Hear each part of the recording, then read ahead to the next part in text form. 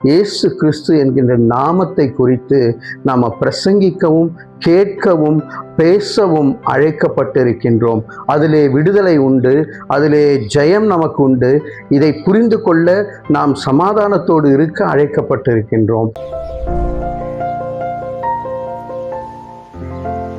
பிரியமானவர்களே, அப்போஸ்தலர் 5வது அதிகாரம் 28வது வசனத்திலே, நீங்கள் அந்த நாமத்தை குறித்து போதகம் பண்ணக்கூடாதென்று நாங்கள் உங்களுக்கு உறுதியாய் கட்டளையிடவில்லையா?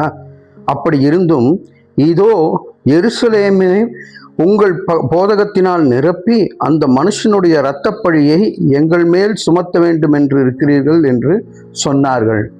எந்த மனுஷனுடைய இரத்தப்பழினா, இயேசு கிறிஸ்துவின் நாமத்தை அங்கே இருக்கக்கூடிய அப்போஸ்தலர்கள் போதித்து கொண்டிருக்கின்றார்கள். அந்த போதித்து கொண்டிருக்கின்றபடியினாலே அந்த இடத்துல எழுப்புதல் வருகின்றது. பேதுரு பிரசங்கம் பண்ணுகிறார். 3000 பேர் அங்கே வந்து ஞானஸ்தானத்தை பெற்றுக்கொள்ளுகிறார்கள். அதுபோல எல்லாவற்றையும் பார்க்கும் பொழுது அங்கே ஒரு எழுப்புதலை இருக்கின்றதை பார்த்து அங்கே இருக்கக்கூடிய மக்கள் பயந்து போகின்றார்கள். பிரியமானவர்களே, அப்போ இவர்களை அந்த அந்த அந்த இடத்தை ஆளுகின்றவர்கள் இவர்களை பிடித்து சிறைச்சாலையில் போட்டுறாங்க.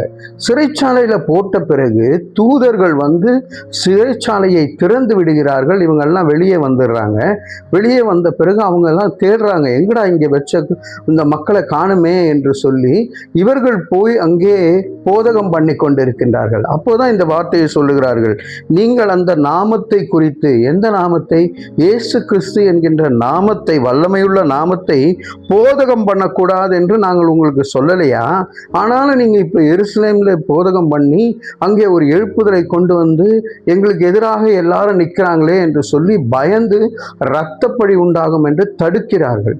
பிரியமானவர்களே, இன்றைக்கு நாம் வீட்டில் எத்தனை பேச்சு பேசி கொண்டிருந்தாலும் இயேசு கிறிஸ்து என்கின்ற நாமத்தை குறித்து நாம் பிரசங்கிக்கவும் கேட்கவும் பேசவும் அழைக்கப்பட்டிருக்கின்றோம்.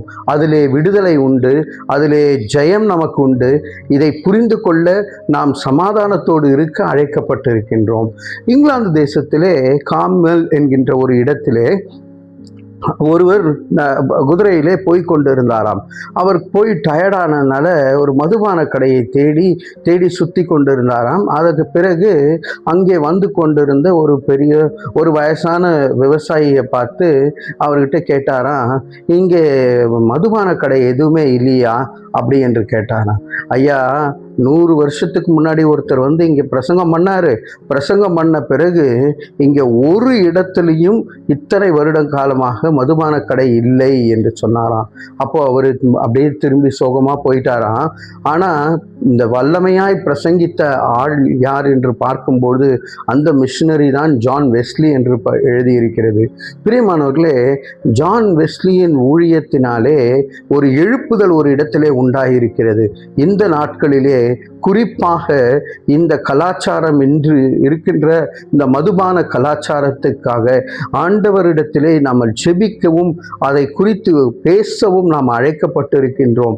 இயேசுவின் நாமத்தை நாம் போதிப்போம். எல்லா கட்டுக்களிலிருந்தும் விடுதலையாகவும் குடும்பங்களிலே சமாதானத்தை கொண்டு வருவோம். கர்த்தர் நம்மை ஆசீர்வதிப்பாராக. தலைகளை தாழ்த்தி தேவனை நோக்கி பார்ப்போம்.